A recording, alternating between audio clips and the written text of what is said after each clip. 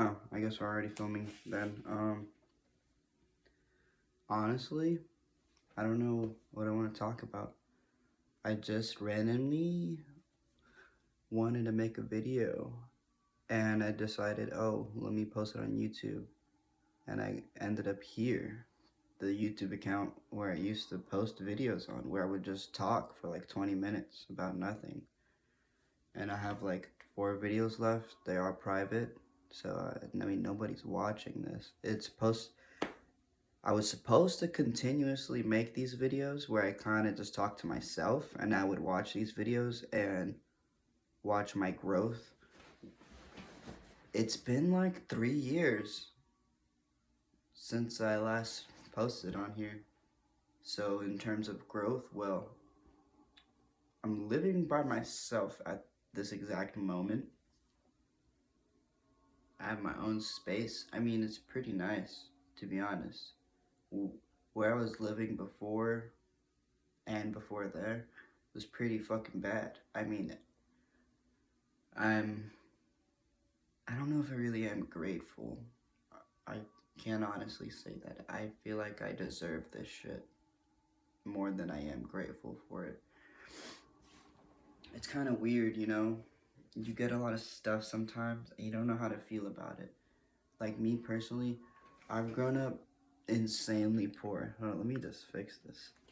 So, the type of shit where McDonald's is like, going to McDonald's is like, I don't even know how to explain it. That shit was like filet mignon or something. Like, I don't even know how to like McDonald's was like a 5-star restaurant or something. Like that was the best thing we could ever get. I swear. Like that was literally the best fucking thing that we could eat. And it's the worst fucking thing that you can eat. So I guess that's just a perspective, but a lot has changed over time. I have a lot more than I've had before, and back when I was a kid and I was struggling and I was, you know, McDonald's was the best thing in my life. I literally had a birthday. Um, I want to say my 10th birthday, maybe. I mean, I never had a real birthday party. I think no, last year. Last year, was my first legitimate birthday party of my life, and I turned 24. That was like the first time. Well, I would say the first time I genuinely hosted a party, because I think when I was 19 I had a birthday party too. But that was kind of just like everybody just wanted to hang out with me because it was my birthday. But yeah, last year I gave myself a real birthday party where I premiered a whole video. So I feel like that was an actual party. Like, and there was a lot of people. There was a lot of people. Um, but yeah, so my 10th birthday, I guess story time. My 10th birthday, I think it was my 10th birthday, I'm pretty sure. This was like, again, it's so stupid. It's so bad, but I loved McDonald's, and this was around the time they just released the Quarter Pounder, which to me was just like, whoa, what? There's a burger that's bigger than a regular burger? So, I was pretty much super hyped to try it.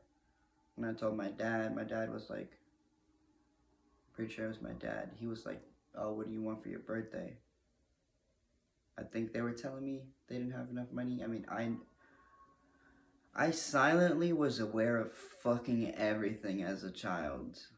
And I mean everything. But I knew we were poor. I knew that we couldn't afford, you know, what a normal kid would ask for as a birthday present.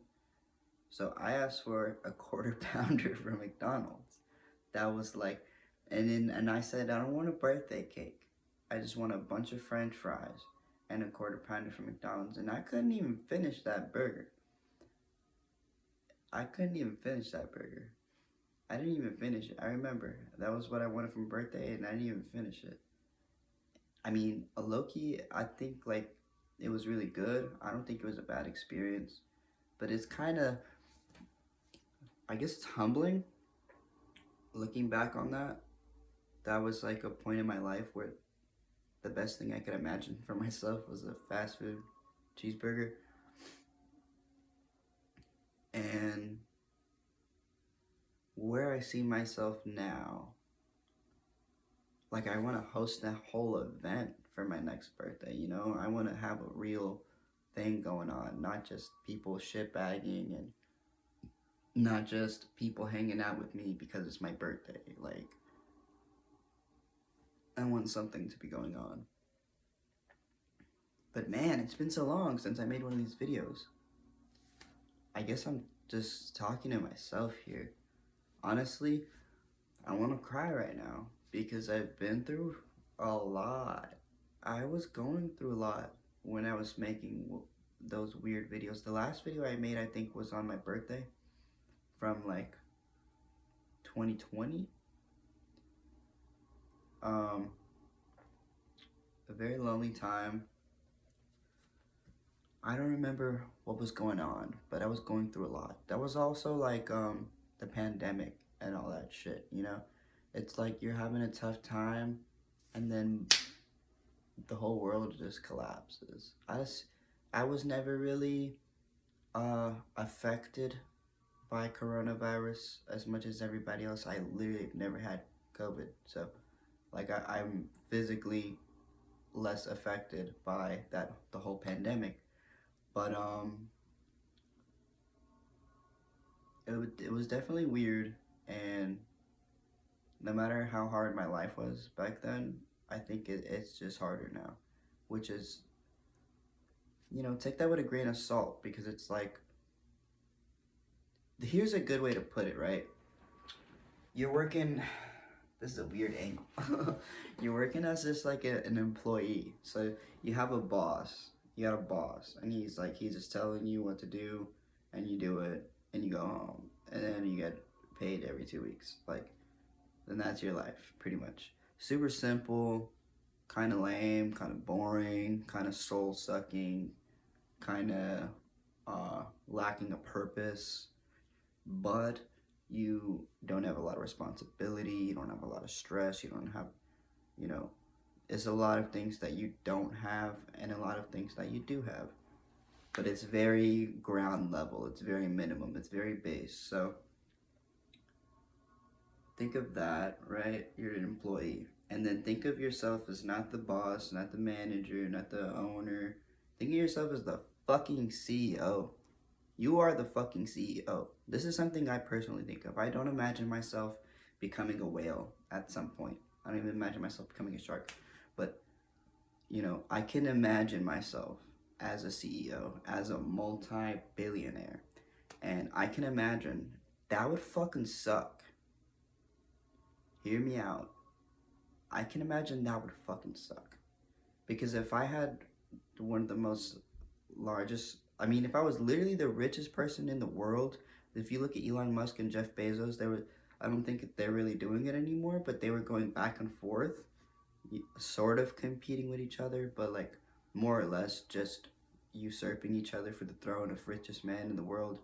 And basically, that's kind of like the pressure you would deal with, is if you had the most money in the world, how do you maintain that? How do you not go fucking broke? I mean, obviously there's an easy way not to go broke when you have that much money, but how do you maintain that level and keep going and going and going? Because when you're just working a shitty job, fuck that job, you know? You lose that job, you get another shitty job. There's a million shitty jobs, but if you have the best position in the world, how do you maintain that? How do you have all these responsibilities? You own an entire company with hundreds and hundreds of people that work for there. Like, these people are living human beings, and you're basically responsible for them. You know, they can just quit and say fuck you, but you can't just quit and say fuck them. You can't just do that. And in a way, I think I could do that. In a way, I think I should do that. I think I should have that responsibility so I can have more luxury. But hey, this is the talks with Philly, where we just talk about nothing, right? I think I've gone through a lot. I think I've dealt with a lot of stress. but I've gained so much more. I've gained a lot. Obviously, I have that type of perspective. I don't think I had that perspective of like, if I was in this amazing situation, would I really be able to handle it or would I enjoy that? Because I think I could do it. I think it would make sense. If anybody should be a billionaire or a rich person or someone in power, it should be someone who is aware of their position and someone who is aware of their impact on others and someone who is focused on that impact being good. Um, but I don't think those type of people actually get into power. Um, but yeah, a lot's happened. I don't really feel like getting into detail because you know what happened. You're me. I don't need to tell you. But a lot of people have died.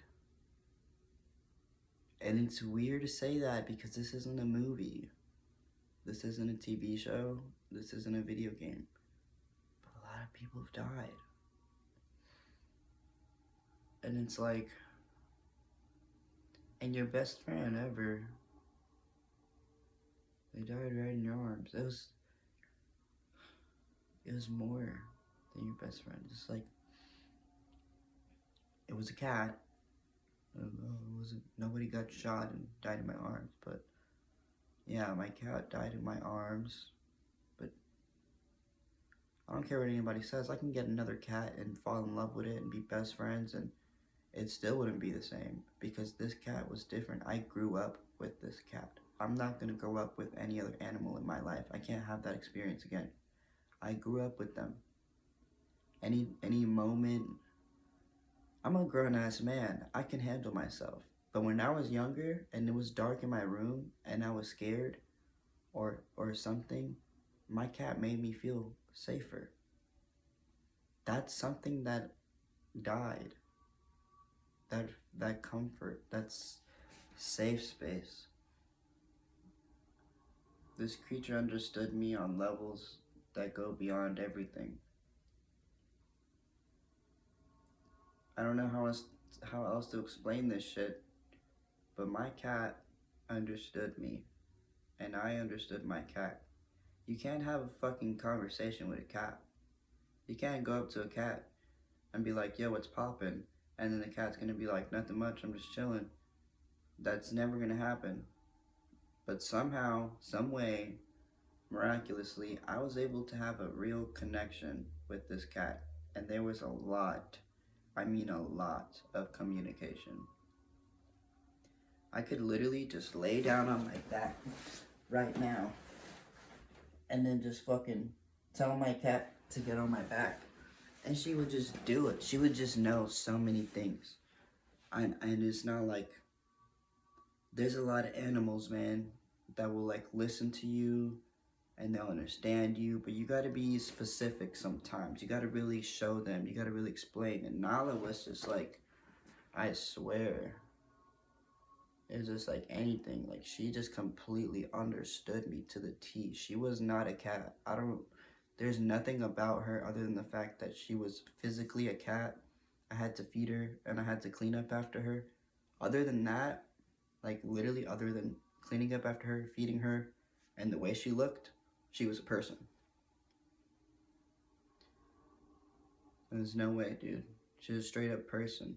She was so aware. But yeah, we love Nala. We'll always love Nala.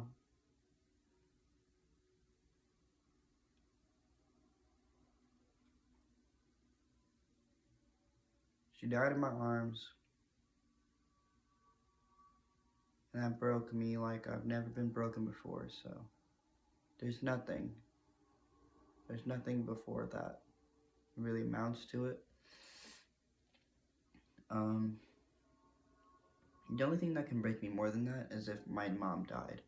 And, you know, God forbid that day comes while I'm alive, she's probably not gonna die in my arms. So it's not gonna be that dramatic.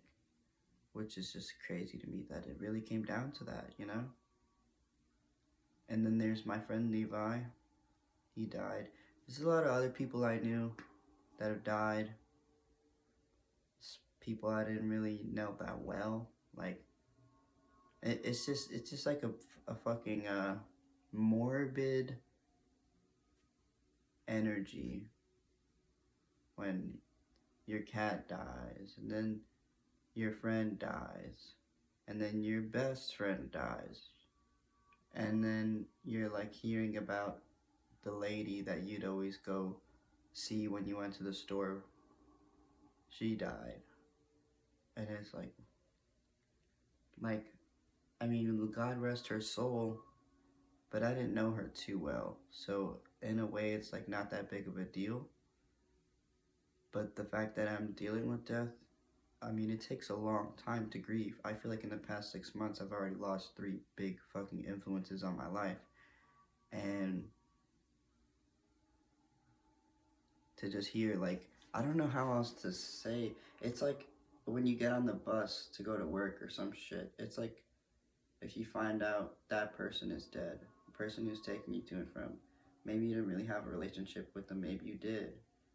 But just knowing that they're dead, regardless of your situation, it's kind of hurtful. It's kind of sad. But then you just got all this stuff going on in your head, man. Like, people are dying. And this is from the skate park. Like, this is the store where everybody from the skate park goes. And I don't think too many people really knew this lady, but I knew her. I didn't know her personally. I didn't even know her name. But every time I'd go there to buy something, she'd be there. And I'm not just gonna, pretend she doesn't exist. I would actually talk to her sometimes. Or whatever. Like, I can remember there was a refrigerator broken or whatever, and then you needed a cup of, or they had complimentary cups of ice because the drinks were warm. And I got a fucking Mike's Hard with a cup of ice. And she let me get it, and she was telling me that's not how it works. And I was so stupid, I didn't understand. I thought it was like any drink, you just get a cup of ice. But yeah, it wasn't that big of a deal, so she let me get a cup of ice. She was cool. She was like a memorable person, and that's so sad because I feel like a lot of people that work in like convenience stores, they probably don't got too many people in their life. I can't imagine that they would. If I knew somebody really well working at a convenience store, I'd probably try to get him a better job. I don't think she hated her job or anything, but that's crazy. She was cool, and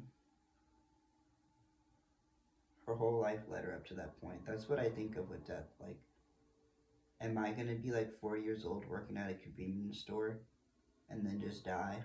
And that's like where my life led me. That's my memory. That's the end of my existence. Am I gonna be just like caught up in a really bad situation one day where there's no way out?